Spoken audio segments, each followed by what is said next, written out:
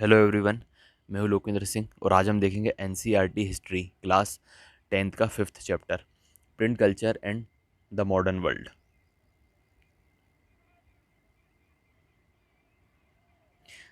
मतलब आज के टाइम पे ये इमेजिन करना कि विदाउट प्रिंटिंग मटेरियल जितनी भी सारे हैं, चाहे वो बुक्स हो, किताब हो, उसके बिना जीवन कैसा रहेगा। जैसे बुक्स हैं, जर्नल हैं, न्यूज़पेपर हैं, पेंटिंग्स हैं। मतलब आज हर चीज़ हम प्रिंटेड फॉर्म में देखते हैं। चाहे वो मतलब कोई प्रोग्राम हो, कोई ऑफिस का काम हो, अपना कोई कैलेंडर हो, डायरी हो, हर चीज़ हमें प्रिंटेड फॉर्म में मिल जाती है। आज हम रीड कर सकते हैं, चाहे वो लिटरेचर हो, इमेज देख सकते हैं, न्यूज़पेपर पढ़ सकते हैं, हर चीज़। लेकिन हम इन सब चीज़ों को ग्रांटेड लेते हैं, मतलब कभी इस बारे में सोचते भी नहीं है कि मतलब जो प्रिंटेड फॉर्म के पहले, मतलब किताबों जब प्रिंट नहीं होता होता था ये सब सामान, उसके पहले भी एक दुनिया थी। मतलब इसकी जो प्रिंटेड मटेरियल है, मतलब इसकी छपाई कहाँ से शुरू हुई, इसकी इसकी स्टार्टिंग कहाँ से हुई। मतलब जो प्रिंटिंग का सिस्टम है, मतलब इसकी भी एक हिस्ट्री है। लिटरेचर कब से, मतलब लिटरेचर की शुरुआत कब से हुई प्रिंटेड फॉर्म में आने की। और इस मॉडर्न वर्ल्ड में इसने क्या क्या इम्पैक्ट डाला, क्या क्या चेंजेस करे हैं। तो बेसिकली आज प्रिंटेड का जो मटेरियल है उसके बारे में, मतलब उसकी हिस्ट्री के बारे में दिया हुआ है।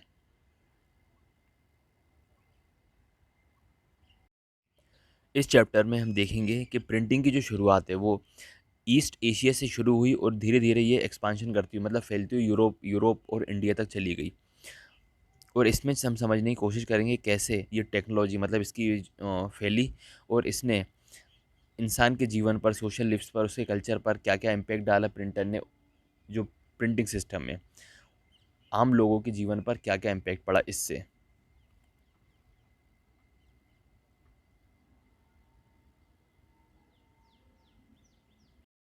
द फर्स्ट प्रिंटेड बुक,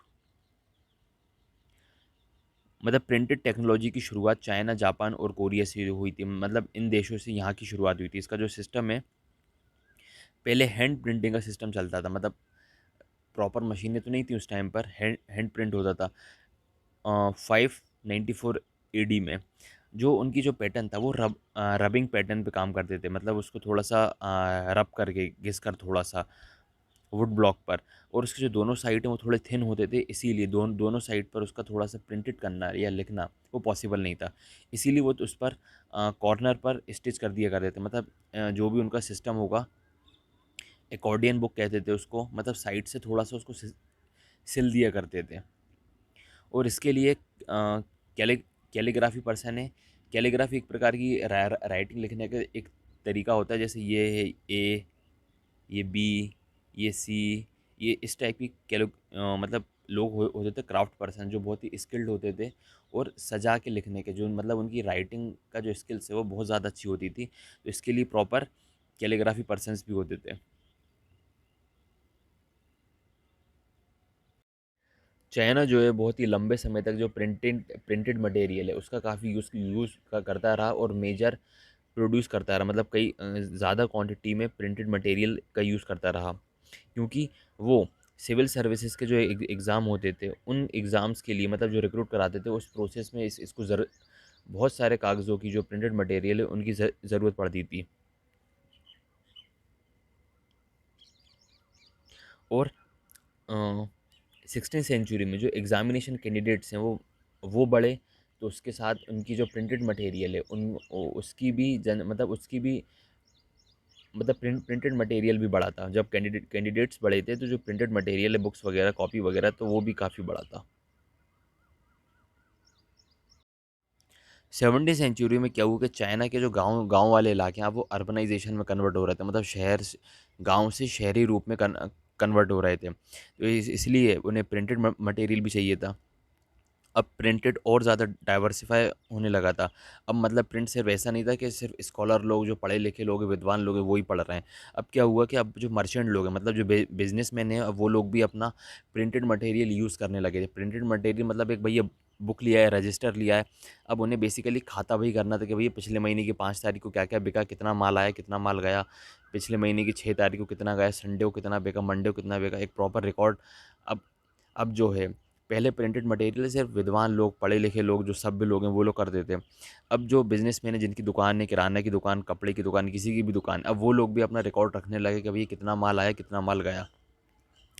और रीडिंग में भी लोग धीरे धीरे इंटरेस्ट लेने लगे, जैसे पोइट्री हो गई, अपना किसी भी प्रकार की कोई रोमांटिक प्ले हो गया, किसी भी प्रकार का जो लिटरेचर है, अब लोग धीरे धीरे उन इन सब चीज़ों में भी इंटरेस्ट लेने लगे थे। और साथ ही साथ जो रिच फैमिली से जो महिलाएं बिलोंग करती थी, वो लोग भी अब पढ़ाई, मतलब थोड़ा पढ़ाई की तरफ आकर्षित हुई, थोड़ा उन्हें प्लेस वगैरह, पोइट्री वगैरह पढ़नी स्टार्ट की।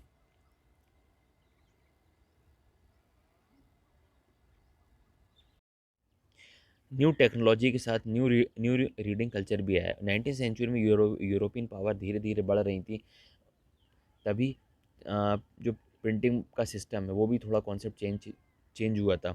अब संघाई जो है धीरे धीरे एक न्यू प्रिंटिंग कल्चर, मतलब वहाँ पे बहुत ज़्यादा किताबें छपने लगी थी, स्कूल वगैरह के लिए, कॉलेज वगैरह के लिए भी। अब जो काम है जो पहले हाथ से होता था, अब वो उनकी जगह मैकेनिकल प्रिंटिंग आ गई थी, क्योंकि तब उस मतलब जो यूरोपियन जो मशीन्स वगैरह हैं वो अब चाइना में भी आ गई थी।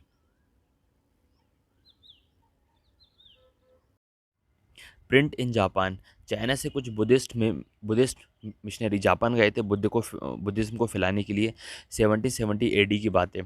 और जापान की जो सबसे पुरानी बुक है वो 868 में प्रिंट हुई थी, जिसका नाम है डायमंड सूत्र। डायमंड सूत्र का एक पेज दिया हुआ है, ये रहा, जो कि लकड़ी के पुष्टे पर, मतलब उस पर इसको करा गया था। और जो पिक्चर्स हैं, मतलब वो प्रिंटिंग पिक्चर उस टाइम पर किस किस पर मतलब यूज़ होता था उनका, मतलब प्लेइंग कार्ड्स हैं, ताश के पत्ते हैं, पेपर मनी है। और मेडिवल टाइम में जापान में ये कविता, पोइट्री वगैरह भी छपने लगी थी, जो कि उस टाइम, जो कि अगर कंपेयर करें तो तब बहुत चीप थी ये सब।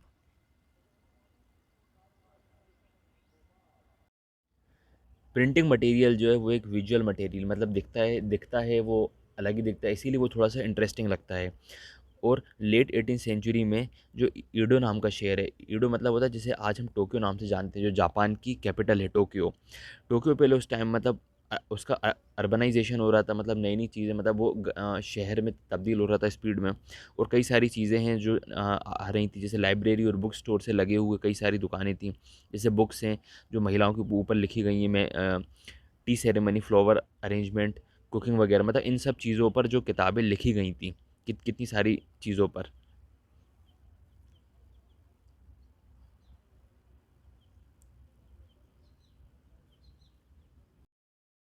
Print comes to Europe. सदियों से चाइना से सिल्क, मतलब रेशम है और जो मसाले हैं वो यूरोप आते रहे हैं सिल्क रूट के थ्रू। और 11वीं सेंचुरी में पेपर भी जाना चाइना से स्टार्ट हो गया, मतलब जो पेपर बनता था चाइना में वो भी अब सिल्क रूट से यूरोप जाना स्टार्ट हो गया था। पेपर से ये मैन्युस्क्रिप्ट लिखना वगैरह किसी भी चीज़ पे वो आसान हो गया था। ज़ाहिर सी बात है, मतलब हम लोग भी जो नोट्स वगैरह लिख रहे हैं बचपन से, वो कॉपी पे ही लिख रहे हैं, एक पेपर पे ही लिखते हुए आ रहे हैं, तो इस पे नोट्स बनाना, अपने किसी भी रिकॉर्ड रिकॉर्ड रखना, ये आसान हो गया था। और 1295 में एक मार्को पोलो, एक इटालियन एक्सप्लोरर था, मतलब वो चाइना आया था कुछ कुछ टाइम के पहले, चाइना पे रिसर्च करने के लिए कि भई ये लोग कितने आगे हैं, क्या कर रहे हैं, टेक्नोलॉजी में क्या-क्या कर रहे हैं, क्या क्या नहीं कर रहे हैं। और कुछ टाइम के पहले आया था 1295 में वो वापस इटली लौट गया था। और जैसा कि हमें पता है कि चाइना के पास ऑलरेडी वुड ब्लॉक प्रिंटिंग थी, मतलब अभी तो मशीनें बड़ी-बड़ी पेपर बनाने के लिए, कॉपी बनाने के लिए, लेकिन उस टाइम पर वुड ब्लॉक प्रिंटिंग थी, मतलब कुछ लकड़ी की कुछ एक ब्लॉक होता है, लकड़ी का एक तख्ता टाइप में होता है, उस पर मतलब उस प्रोसेस से प्रिंटिंग किया करते थे। और जब मार्क पोलो इटली गए अपने साथ, तो वो अपने साथ ये वाली टेक्नोलॉजी भी साथ लेकर गया था। अब वहाँ पर इटली में भी इसका काम स्टार्ट हो गया। वुड ब्लॉक प्रिंटिंग की टेक्नोलॉजी है वहाँ पर यूज़ होने लगी, और धीरे धीरे ये पूरे यूरोप में फैल गई। जो अमीर लोग हैं, मतलब ये जो अमीर वर्ग के लोग हैं, वो थोड़ा सा वेल्लम का यूज़ किया करते थे। वेल्लम का मतलब होता है कि कि जो चमड़ा होता है, मतलब चमड़े पे किसी की जानवर की स्किन पर लिखा हुआ कोई चीज़, उसको वेलम कहते हैं। और ये वो थोड़ा-सा महँगा होता था। और ये जो है अभी जो पेपर बने ये थोड़े सस्ते होते थे, और सारे जो मर्चेंट हैं, मतलब जो बिज़नेसमैन है, अपने रिकॉर्ड रखने के लिए कि भैया पिछले साल कितना बिका माल, इस साल कितना बिका, इस पिछले महीने कितना बिका था, तो वो रिकॉर्ड रखने के लिए, और बाकी जो स्टूडेंट्स हैं वो लोग भी चीप प्रिंटेड कॉपियाँ ही खरीदते थे। मतलब वो वेलम का यूज़ नहीं करते थे, वेलम महँगा होता था।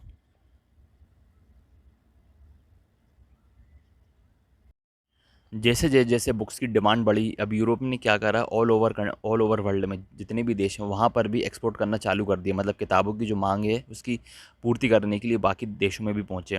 और धीरे धीरे बुक्स फेयर स्टार्ट हो गए, मतलब बुक्स के मेले लगने लगे अलग अलग जगहों पर। और इसको कैसे और बड़े स्तर पर किया जाए, इनको जो बुक्स पढ़ने का जो शौक़ है, जो लोग बुक्स पढ़ते हैं उनको बड़े स्तर पर कैसे किया जाए, इस पर डिस्कस होने लगा। अब सिर्फ अमीर लोग ही जो स्किल्ड हैंड राइटर है, तो मतलब जो कैलीग्राफर होते हैं, जो सजा सजा कर कुछ लिखते हैं, अब सिर्फ अमीर लोगों के पास नहीं थे। अब जो बुक सेलर लोग हैं, जो अब उनके पास भी ये सब, मतलब ऐसे ऐसे व्यक्ति काम करते थे जो कैलीग्राफर हैं। और कुछ किताब लिखने के लिए काफ़ी सजा कर, मतलब अच्छे तरीके से लिखते थे। और एक बुक सेलर के पास मतलब 50 से ज़्यादा ऐसे लोग काम करते थे उसके अंडर में।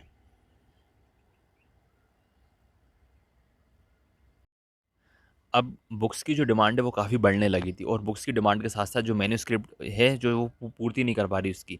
मतलब पहले प्रोफ़ेशनल एक प्रिंटिंग मशीन नहीं थी कि भैया आपने फ़ॉर्मेट डाल दिया, वो प्रिंटिंग मशीन सारी जैसे ये उसके जैसी कम से कम 1000 किताबें बना के निकाल दे। मैन्युस्क्रिप्ट होती कि उनको हाथों से ही लिखना पड़ता था, कि कोई लेखक है उसने किसी ने बुक लिखी तो उसको दूसरी कॉपी भी अपने हाथ से लिखनी पड़ती थी, तीसरी भी हाथ हाथ से लिखनी पड़ती थी। अभी क्या हुआ, जो कॉपी करने का जो सिस्टम है वो बहुत मेहनती था। मतलब मेहनत का काम था वो, और टाइम कंज्यूमिंग था, और बहुत एक्सपेंसिव भी था। मैन्युस्क्रिप्ट जो होती थी वो थोड़ी फ्रेजाइल, मतलब थोड़ी सी नाजुक होती थी, उनको मेंटेन करना, उनको इजीली सिक्योर करके रखना वो थोड़ा सा टफ होता था, वो भी खर्चीला होता था। और इसी के साथ साथ जो बुक ब्लॉक प्रिंटिंग का जो कॉन्सेप्ट टेक्नोलॉजी है वो भी पॉपुलर होती जा रही थी उसी के साथ साथ। और 15th सेंचुरी में जो वुड ब्लॉक टेक्नोलॉजी है, मतलब जो लकड़ी के तख्ते पर जो यूज़ करते थे, वो अब जो है पेपर में तो करती थी, साथ में टेक्सटाइल पर भी होने लगा। मतलब जो कपड़े वगैरह पे उन मतलब कपड़े वगैरह पहले प्लेन आते थे, तो उनने क्या करा, थोड़ा सा डिज़ाइन या कढ़ाई के लिए कपड़ों कपड़ों कपड़ों पर भी यूज़ करने लगे। जो प्लेइंग कार्ड्स हैं, ताश के पत्ते हैं, और जो पिक्चर्स वगैरह हैं, रिलीजियस पिक्चर, उनका भी यूज़ करने लगे।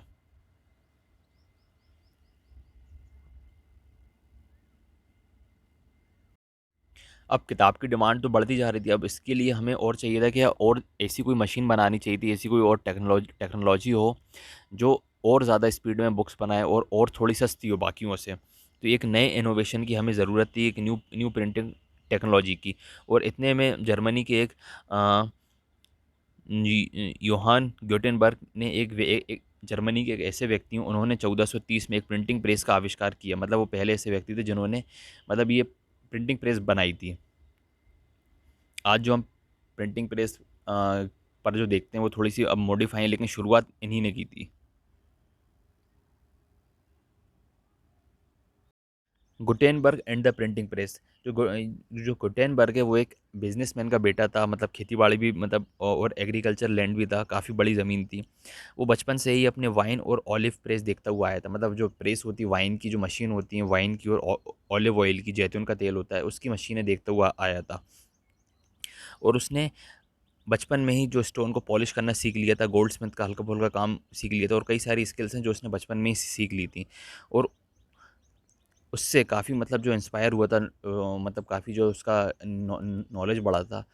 और जो मेन इम्पोर्टेंट जो बात है, जो प्रिंटिंग प्रेस है, उसका जो आइडिया उसे मिला था, वो मिला था जो ऑलिव ऑयल की प्रेस होती है, ऑलिव ऑयल की मशीन होती है, उससे ही काफ़ी इंस्पायर होकर इसने प्रिंटिंग प्रेस बनाई थी।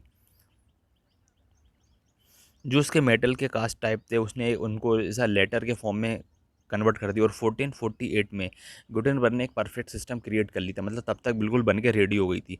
और पहली बुक जो छपी थी वो थी बाइबल थी, जिसकी 180 कॉपियाँ बनाई थी, जो कि 3 साल में बनी थी। 180 कॉपी 3 साल, मतलब अभी तो हम अपन को बहुत कम लग रही हैं, बट ये उस टाइम से कंपेयर करें तो ये बहुत फास्ट प्रोडक्शन था।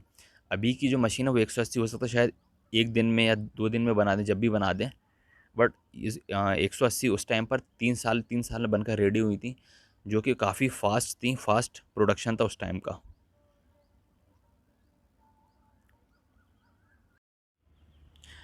जो न्यू टेक्नोलॉजी है, मतलब पूरी तरीके से जो मैन्युस्क्रिप्ट है, मतलब जो हाथ से लिखी किताबें हैं उनको रिप्लेस नहीं कर पाई। मतलब ऐसा नहीं मशीन आ गई सब ने पूरी हाथ से लिखना बंद कर दिया, उसको 100% रिप्लेस नहीं कर पाई थी।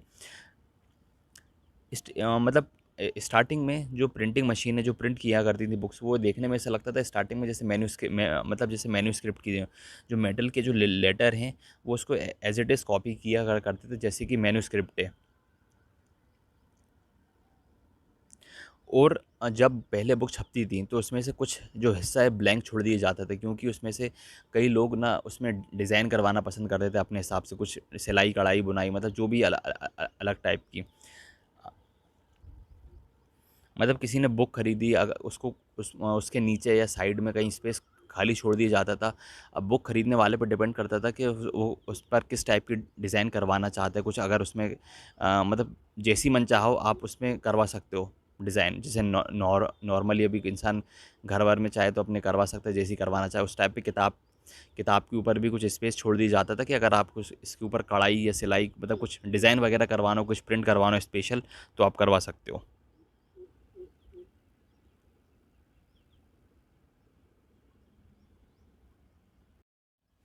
और 100 साल में ऐसा हुआ कि 1450 1550 के बीच के दौरान यूरोप में कई जगह प्रिंटिंग मशीन्स खुल गई थी, प्रिंटिंग प्रेसें खुल गई थी। और जर्मनी के जो प्रिंटर हैं कई देशों में जा जाकर, मतलब बाहर के देशों में जा जा जाकर भी प्रिंटिंग मशीन का इस्टेब्लिश करते थे, प्रेस खोलते थे। और धीरे धीरे मतलब इनका ये एक बूम सा आ गया, मतलब बहुत ज़्यादा प्रोडक्शन स्पीड में बढ़ने लगा। और second half of 16th century, मतलब 16th सेंचुरी में 20 मिलियंस बुक छपी थी, मतलब एक यूरोप में बाढ़ सी आ गई थी इनकी। और यही 16th सेंचुरी में 200 मिलियन कॉपी छपी थी, मतलब बहुत ज़्यादा प्रोडक्शन अब करोड़ों में होने लगा था। और अब हैंड प्रिंटिंग है, मतलब जो मैन्युस्क्रिप्ट है जो हाथ से लिखी जाती थी, वो उसका ट्रेंड पूरा चेंज हो गया। अब मशीन उनकी जगह पूरी मशीन, मतलब जो प्रिंटिंग मशीन ने ले ली एक प्रकार का, जो प्रिंटिंग का रिवॉल्यूशन आ गया, मतलब एक प्रिंटिंग मशीन की क्रांति सी आ गई थी।